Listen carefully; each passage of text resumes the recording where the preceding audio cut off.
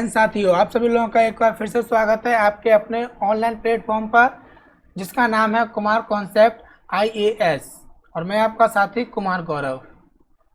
तो आज का जो आपका टॉपिक है वो काउंटिंग ऑफ फिगर है, जिसका कुछ भाग हमने कल कर लिया था बेसिक क्वेश्चंस। आज हम उसके कुछ हाई लेवल के क्वेश्चन करने वाले हैं। चलिए स्टार्ट करते हैं हम लोग counting of figure. Lecture number आपका होगा 11। इस प्रकार आपको क्वेश्चन दिए जाएंगे, पूछा जाएगा कितने त्रिभुज हैं। क्लियर? देखिए भाई, निम्न आकृति में कितने त्रिभुज हैं, कुछ इस प्रकार से आपको दिया जा रहा है और पूछ रहा है कि इसमें कितने त्रिभुज होंगे। तो अगर हम इसको इस प्रकार आपसे पूछा जाए कि बताइए ये है हमारे पास, ठीक है, और इसके अंदर कितने त्रिभुज हैं, आप कहोगे सर इसके अंदर है एक त्रिभुज। क्लियर? लेकिन जैसे ही हमने इसके अंदर एक त्रिभुज और बना दिया तो इसके एक बनने से कितने त्रिभुज और नए त्रिभुज जनरेट हो गए भाई। तो देखो 1 2 3 एंड 4, छोटे छोटे 4 और आपको मिल जाएंगे एक्स्ट्रा। ये एक्स्ट्रा ही तो हैं, तो टोटल कितने हो गए 5। तो यहाँ से हमें क्या सीखने को मिलता है कि अंदर जितने त्रिभुज बनेंगे उनसे हमेशा 4 नए त्रिभुज हमें प्राप्त होंगे, एक बड़े वाले को छोड़कर जो बाहर वाला है। क्लियर? अब चलिए हम इसमें देखते हैं। इसमें जैसे आपने देखा कि ये वाला आपके पास ट्राइंगल है तो इसको आपने 1 कर दिया भाई बाहर वाले को। अब अंदर कितने हुए भाई, एक तो ये बन के तैयार हो रहा है, तो इसके द्वारा नए 4 त्रिभुज बनेंगे, हाँ या ना, 1 2 3 एंड ये ओवरऑल 4। क्लियर? लेकिन हमने देखा अंदर इसके एक और त्रिभुज है, तो कोई ना, 1 2 3 4, तो ये हमारे पास 4 बनकर तैयार हो जाएंगे भाई। क्लियर? ओके, तो कितना हो गया आंसर 9 हो गया, आसान है। इसी प्रकार इसको देखिए भाई, जो बड़ा वाला ट्रायंगल है ना, ये हो गया हमारे पास 1। अब अंदर छोटे छोटे कितने, 1 2 3, यानी कि 4 + 4 + 4, यानी कि कितना हो जाएगा ये 13। इतने आंसर आसान हो जाएंगे, आप काउंट भी कर सकते हो इनको। क्लियर? और काउंट करके ही चल रहे हैं हम लोग। ऐसे ही यहाँ पर भाई 1 2 3 4 तो ये +1, यानी कि ये बड़ा वाला ओवरऑल ये वाला, है ना। चलिए ओके, नेक्स्ट ये भी कुछ इस प्रकार है आपके पास में। आपने देखा पिछली बार कि आपके पास जो ये त्रिभुज था ये वाला, तो इसमें आपको कितने त्रिभुज बनके तैयार हुए थे भाई, एक तो बड़ा वाला था और इसके आ जाने से 4 और बन गए थे। और उस 4 में कौन सा था भाई, 1 2 3 4। लेकिन अगर मैं, ये अभी काउंट हो चुका है ना, लेकिन अगर मैं यहाँ से एक लाइन खींचता हूँ इस तरीके से, तो अब इस लाइन के द्वारा कितने त्रिभुज और जनरेट हुए भाई, नए। एक तो ये और एक ये, 2 त्रिभुज हो गए कि नहीं। आप अगर सर ने सीखा था इन दोनों को ऐड करके कि बड़ा वाला त्रिभुज और बन रहा है। हाँ जी, बन तो रहा है ये बड़ा वाला त्रिभुज, लेकिन हम ना इसको पहले ही काउंट कर चुके हैं, किसमें, इस वाले भाग में जो लिखे ना 1 2 3 4 इसमें। तो इसीलिए इन दोनों से मिलकर बड़ा त्रिभुज होगा, उसको काउंट हम नहीं करेंगे। क्लियर? तो इसी बेस पर क्या हो जाएगा भाई, एक तो बड़ा वाला त्रिभुज है वो, एक अंदर त्रिभुज आ जाने से 4 और बन गए, लेकिन इन दोनों के आ जाने से 2 यहाँ नए बनेंगे, 2 यहाँ और 2 यहाँ, तो कितने हो गए ये 6। तो टोटल 11 ट्रायंगल हो जाएंगे। Got it? इसी प्रकार इसको फिगर को देखने की कोशिश कीजिए। सबसे पहले आप जाओगे एक बड़े वाले ट्रायंगल की ओर, ठीक है जी। उसके बाद अंदर छोटे छोटे ट्रायंगल कितने, 1 2, यानी कि 4 + 4।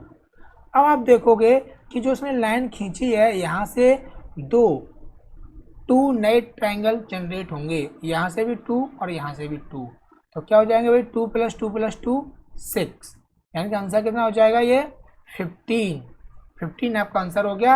और वैसे ही आप देख सकते हो जो ये फिगर है यही तो ये वाला है, इसमें क्या है 11। अब इसने यहाँ क्या किया है, सिर्फ और सिर्फ अंदर की तरफ उसने एक नया त्रिभुज बना के तैयार कर दिया है, जो कि आप जानते हो कि नए त्रिभुज से कितने जनरेट होते हैं, 4। तो 11 है, 4 प्लस करोगे तो 15 ही तो आएगा, है या ना। ओके, अब इसी त्रिभुज को उसने आगे बढ़ा दिया है। उसने क्या किया, यहाँ से ही जो 15 है ना, 15 प्लस, आप देख सकते हो सेम टू सेम, बस क्या ये एक्स्ट्रा लाइन उसमें कर दी है यहाँ से, ये लाइन, हाँ या ना। ये लाइन एक्स्ट्रा करने से कितना और एक्स्ट्रा हो जाएगा हमारे पास, 2 2 2, यानी 6 और एक्स्ट्रा हो जाएगा। तो आंसर हो जाएगा हमारे पास में 21। Got it? उम्मीद है समझ में आ गया होगा भाई। चलिए आगे बढ़ते हैं। नेक्स्ट आपको ये दिया जा रहा है, निम्न आकृतियों में कितने त्रिभुज हैं। यानी कि आप यहाँ देख सकते हो दो प्रकार के त्रिभुज हैं, एक तो है अपर जो ऊपर की तरफ है, और एक है लोअर जिनका शीर्ष नीचे की ओर है। जैसे कि अगर हम बात करें, ये इसका शीर्ष नीचे की ओर है, इस ट्रायंगल का शीर्ष, हाँ या ना, और इस ट्रायंगल का शीर्ष ऊपर की ओर है भाई। क्लियर? तो इसमें हम क्या करते हैं, ये देखते हैं कितनी हमारे पास मंजिल है। यानी कि आप देख सकते हो ये हमारे पास 1 2 एंड 3, 3 मंजिल हैं। कोई ना, ऐसे सवालों करने के लिए आप जो अंदर ट्रायंगल है ना, उनकी आप नंबरिंग कर लीजिए, 1 2 3 4 5 6 7 8 एंड 9। क्लियर? यानी कि n इक्वल हो गया हमारे पास में 9। तो इसके लिए क्या होता है, एक फॉर्मूला होता है भाई हमारे पास में, n इंटू 2 डबल कीजिए माइनस के 5 ऑलवेज। तो n का होता है 9, 9 इंटू 2 माइनस के 5, 18 माइनस के 5, यानी कि 13 आपका ये आंसर हो जाएगा। समझ में आ गया? इस प्रकार। और अगर आप काउंट करना चाहते हो, ये तो फॉर्मूला हो गया, भी आसान है। काउंट करना चाहते हो तो हम चलो काउंट भी करा देते हैं एक बार आपको अपर, ठीक है। यानी कि आपने इसको मंजिल माना है, एक मंजिल पर अपर वाले कितने हैं भाई, इस वाली मंजिल पर कितने मकान हैं, कितने कमरे हैं, कितने फ्लैट हैं भाई अपर, यानी कि 1 लेयर, एक मंजिल वाले। आप कहोगे अपर में एक तो ये है जिसका शीर्ष ऊपर है, एक ये है भाई, है ना, और एक ये है। सर 3 है, ठीक है जी। लेकिन अभी 3 है, अब आते हैं भाई इस वाली मंजिल पर। जिसने भी फ्लैट खरीदा होगा उसके पास तो ये एक ही मंजिल है ना, इतना इतना, ये दो तो है नहीं, 2 मंजिल मानी जाएगी, ये जमीन से लेकर यहाँ तक। अभी ये है सिर्फ, तो एक ये और एक इसका पड़ोसी 2। थोड़ा आप और आगे गए भाई, यहाँ पर सिर्फ एक ही फ्लैट बना हुआ है थर्ड वाले मंजिल पर, थर्ड फ्लोर पर, तो ये हो गया 1। अब चलते हुए 2 लेयर वाले, यानी कि 2 मंजिल वाले मकान कितने हैं। तो आपने यहाँ से ज़मीन से स्टार्ट किया और ये शीर्ष मिल गया भाई 1, और आप यहाँ से आप देखोगे दूसरा शीर्ष ये रहा 2, और इसका ये फिनिश भी हो रहा है एंड तक, यानी कि 2। जैसे ही आप इसको शिफ्ट करोगे, ये कौन सा था, पहली और दूसरी, आपने लिया दूसरी और तीसरी। यहाँ से 2 मंजिल वाले मकान कितने हैं भाई हमारे पास में, ये रहा, सिर्फ एक ही है। अब चलते हैं 3 लेयर। 3 लेयर वाले हमारे पास कितने हैं भाई, सिर्फ और सिर्फ 1 है हमारे पास, हाँ या ना, देख सकते हो भाई। तो ये बन गया 1। तो आपने इसको देखा कितना हो गया भाई, 6 3 एंड 1, टोटल कितना आ गया 10। अब हम काउंट कर रहे हैं भाई लोअर वाले। लोअर में 1 लेयर यानी कि सिंगल, तो ये आपके पास में एक मंजिल है भाई। इसमें देखिए यहाँ से लेकर और इसके बीच में जिसका शीर्ष नीचे की तरफ है, 1 2, सिर्फ 2 ही हुए। अगली मंजिल पर आप पहुँचे तो ये रहा नीचे की ओर, सिर्फ एक ही हुआ, अब आगे नहीं होगा भाई, है ना। अब 2 लेयर, 2 मंजिल में आपने देखा, ये रहा दूसरी मंजिल, ये बेस है, इसका शीर्ष कहीं जा रहा है भाई, ये आएगा यहाँ, तो इसका ये ऊपर की तरफ जा ही नहीं रहा। क्लियर? तो यहाँ हो गया 0, अब आगे नहीं बनेंगे। तो यहाँ से हमें कितने मिल गए, 3। तो अब आप टोटल कीजिए, 10 ये और 3 ये, यानी कि 13 बनकर तैयार हो जाएंगे, जो कि हमारा ये रहा। तो काउंट करने में थोड़ा टाइम लगता है, ये बेसिक कॉन्सेप्ट है, तो इसका प्रयोग हम जब करेंगे अगर आप फार्मूला भूल जाओगे। अदरवाइज ये फार्मूला आसान है, इसे आप याद रखिए। क्लियर? बहुत ज़रूरी है। चलिए नेक्स्ट, ये रहा। नेक्स्ट भी कुछ इसी प्रकार है भाई। तो आपने देखा ऊपर और नीचे, या तो आप अपर और लोअर करके काउंट कीजिए, अदरवाइज n इंटू 2 माइनस के 5, n कितना भाई, 1 2 3 4 5 6 7 8 9 10 11 12 13 14 15 एंड 16। तो हमने देखा अभी 16 2 जा माइनस के 5, 32 माइनस के 5, यानी कि 27 आपका आंसर बनके तैयार हो गया 1 सेकंड में। समझ में आ गया? लेकिन 2011 में ना यही प्रश्न दिया था, लेकिन ऐसे नहीं दिया था, उसने इसमें चेंजिंग की थी। क्या? उसने ये वाली लाइन ना हटा दी थी यहाँ से। क्या करते उसने? इस लाइन को हटा दिया। तो सोचो अगर ये लाइन हट जाती है तो किस पे इफेक्ट पड़ेगा भाई? अभी ये ट्राइंगल बन रहा था और ये बन रहा था, लेकिन ये लाइन हट जाने के बाद में ये दोनों ट्राइंगल बनकर तैयार नहीं होंगे, है या ना? ये दो हमारे पास में कम हो जाएंगे, यानी कि 27-2। और ऐसे उसने एक लाइन उसने यहाँ से कम कर दी थी। आप देख सकते हो 2011 का पेपर लेना और उसमें आपको ये प्रश्न मिल जाएगा। तो यहाँ से भी कितने, दो ट्राइंगल भाई यहाँ से भी आपके कम हो जाएंगे। तो इस प्रकार जो आंसर आएगा वो होगा 23। मैक्सिमम बच्चों ने आंसर क्या लगाया था? 27, क्योंकि अधिकतर टीचर क्या करते हैं, इनको रटा दिया करते हैं भाई। उन्हें पता है कि जो हमारे पास 3 मंजिल वाला है उसका आंसर उनको याद करा दिया 13, इसका 27, अगला आएगा उसका जो 5 मंजिल का होगा। मंजिल का मतलब है ये है मंजिल है हमारे पास में, ये बन गया 4 मंजिल का। और जो इससे पिछला वाला था ये हमारे पास में 1 2 3 मंजिल का। तो इनके आंसर उन्होंने फिक्स कर रखे हैं। लेकिन यूपीएससी थोड़ा सा स्मार्ट है भाई, तो वो क्या करता है, लाइनों को हटा देता है। तो जिन लोगों को रटके गए थे उन्होंने यही आंसर लगाया है 27, बट इसका आंसर है क्या? 23। नेक्स्ट ये लीजिए, नेक्स्ट भी सेम टू सेम क्वेश्चन है, बस क्या है इसमें मंजिल कितनी है भाई? 2 3 4 एंड 5 है। लेकिन अपना काम क्या है भाई? n इंटू 2 माइनस के 5 के द्वारा आंसर ज्ञात करना। तो क्या हो जाएगा भाई? 1 3 4 5 6 7 8 9 10 11 12 13 14 15 16 17 18 19 20 21 22 23 24 एंड 25। तो क्या किया आपने? 25 इंटू 2 माइनस के 5, तो ये हो जाएगा 50 माइनस के 5, यानी कि 45 is a right answer. Okay, समझ में आ रहा है ना? गुड। नेक्स्ट, अब यहाँ से आपका स्टार्ट होता है रेक्टेंगल, आयत याद करना। तो इसके अंदर आयत कितने हैं अगर हम देखना चाहें अपनी आँखों से, तो आप कहोगे सर 1 2 3 4 5 6, सर 6 हैं। फिर नहीं सर, एक सर ये और रहेगा सर बड़ा वाला, सर 7 है, 7 है ना। फिर कुछ लोग कहेंगे नहीं सर, अगर हम इसको हाफ कर देते हैं ना तो एक ऊपर वाला और एक नीचे वाला, 8 9 हो गए। ओके, फिर कुछ लोग नहीं सर, अगर हम इसको ऐसे से लाइन करते हैं ना तो एक इधर हो गया, एक इधर, ये 3 और बन जाएंगे भाई, हमारे पास 12 हो गए। कुछ लोग सर अगर हम इन दो को ही लेकर के चलें ऐसे करके तो एक ये बन जाएगा, अगर हम इन दो को लेकर चलें तो एक ये बन जाएगा। इसी प्रकार बेस में भी आ जाएंगे। समझ में आ रहा है? तो हम इनको आँखों से आसानी से नहीं देख सकते हैं। एग्जाम के लिए हमें स्पीड चाहिए, उसके लिए कॉन्सेप्ट चाहिए, कॉन्सेप्ट सीखना ज़रूरी है। तो हम आपको सिखा देते हैं भाई, बहुत आसान है। अगर आपको ट्रायंगल काउंट करने हैं कि ट्रायंगल कितने हैं, तो आपको सब क्या करना है भाई? नंबरिंग कर लीजिए। नंबरिंग किसकी भाई? ये हमारे पास क्या है? कॉलम। कॉलम आपने कर लिया भाई हमारे पास में, और ये हमारे पास क्या है भाई? पंक्ति। तो 1 2, इसके अंदर रो कितनी है भाई? 2, कितनी है? 2, और कॉलम कितने हमारे पास में? 3। क्लियर? तो क्या किया जाएगा, आपने यहाँ पर टोटल कर लिया कि रो हमारे पास कितनी होगी? 1 और 2 ऐड कीजिए, यानी कि पहला काम क्या भाई? ऐड करना। तो ऐड करने पर हमारे पास ये कितना आ गया भाई? 3, एंड इधर आपने ऐड किया तो ये कितना आ जाएगा? 6। क्लियर? यानी आप यहाँ लिख सकते हो फर्स्ट काम इसमें क्या होता है? ऐड करना।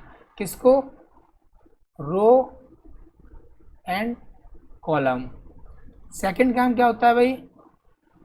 जो आपने ऐड किया है वो रो एंड कॉलम का मल्टीप्लाई, और आपका आंसर आ गया। यानी कि 3 इंटू 6 इक्वल 18। इसके अंदर वही 18 रेक्टेंगल हैं। समझ में आ रहा है ना? अच्छा सवाल है, इसको समझिए। आपने इसमें नंबरिंग की, इसको ऐड किया, इधर नंबरिंग की, इसको ऐड किया, दोनों का मल्टीप्लाई कर दिया, आंसर आ गया। क्लियर? हम लोगों को एग्जाम पास करना है तो बस अच्छे से सीखना होगा भाई। ये आ गया नेक्स्ट। इसमें पता करना तो देखिए भाई 1 2 3 4, अगर हम इधर चलेंगे तो 1 2 3, इधर आपने इनका ऐड किया, ऐड करने पर कितना हो जाएगा भाई 6, और इधर आपने ऐड किया तो ऐड करने पर कितना हो जाएगा ये 10, हाँ या ना। और बस अब आपको क्या करना है, सिर्फ और सिर्फ 6 इंटू 10 कर दीजिए और आपको नेक्स्ट रो में क्या मिलेगा, आंसर मिल जाएगा। कुछ भी आपको अधिक नहीं सोचना, आसान है। गुड, चलिए आगे बढ़ते हैं भाई। ये हमारे पास में 1 2 3, आयत याद करना होगा। उस समय आयत बोले या बोले आपसे चतुर्भुज, ठीक है जी। बस आपसे यहाँ दो प्रकार के सवाल बनते हैं, तो आयत पूछेगा और एक वर्ग पूछेगा। तो वर्ग आपका एक अलग होता है ज्ञात करने के लिए, क्यों? क्योंकि वर्ग में ये तो वर्ग है 1 2 3, अगर हम इस लाइन की बात करें सिर्फ तो इसमें 3 हमारे पास क्या है, वर्ग हैं। लेकिन आयत क्या है, ये जो वर्ग होता है ना वो भी आयत होता है, पहली बात तो। उसके बाद 1 और 2 को मिला दोगे, एक ये आयत बन जाएगा। फिर 2 और 3 को मिलाओगे तो एक ये बन जाएगा। फिर 1 2 3 को मिलाओगे तो एक ये बन जाएगा। तो इसीलिए जो रेक्टेंगल होते हैं वो हमेशा वर्ग से अधिक होते हैं। क्लियर? 2019 का प्रश्न है, देख लेना जा करके, उसने घुमा करके पूछा है आपसे। पूछ रहा है चतुर्भुज कितने होंगे, समांतर चतुर्भुज। अभी कराएंगे उस सवाल को भाई आगे, पहले से कर लेते हैं। तो ये क्या हो जाएगा 1 2 3, यानी कि 6 इधर हो गया और 6 इधर हो गया 36, हाँ या ना। और प्रश्न यही है। अब देखिए 2019 में एग्जामिनर ने इसी प्रश्न को कैसे दिया है आपको। अगर आप ये लाइन काउंट करो तो ये लाइन कितनी है हमारे पास में, 1 2 3 4, कह रहा है कि 4 समांतर लाइनों का समुच्चय, यानी कि चारों लाइन कैसी हैं, समांतर हैं। अब जरूरी नहीं कि वो सीधी सीधी या हॉरिजॉन्टल हो या वर्टिकल हो, आप उनको लिटा सकते हो। ये हमने आपके सामने 4 लाइनें कर दी भाई, ठीक है जी। अब कह रहा कि 4 अन्य समुच्चय, 4 समांतर रेखाओं का अन्य समुच्चय जो कि उन्हें प्रतिच्छेदित करता है, यानी काटता है भाई। तो ये देखो 1 2 3 और ये 4, ये हो गया 4 हमारे पास में। कह रहा है तो इनसे बनने वाले समांतर चतुर्भुज कितने होंगे। तो ये 1 2 3 4 5 6 7 8 9, इनको पूछ रहा है समांतर चतुर्भुज। तो यानी कि इन दोनों को मिलाकर के भी एक चतुर्भुज बनेगा। तो इसे आप बोल सकते हो एज ए रेक्टेंगल, इसका यूज करना है। समझ में आ गया? तो कैसे सॉल्व करोगे, सेम टू सेम इसी प्रकार 1 2 3 आपने ऐड किया 6 हो गया, और यहाँ से 1 2 3 ऐड करोगे 6 हो गया, 6 इंटू 6 36, उसका आंसर 36 आएगा। 2019 का प्रश्न आपको दिया गया है, फिर से आपसे कह रहे हैं एक बार चेक कीजिए उठा करके उसे, तब समझ में आएगा भाई क्वेश्चन, ठीक है जी। चलिए आगे बढ़ते हैं, वर्ग देख लेते हैं भाई। इसमें निम्न आकृतियों में कितने वर्ग हैं।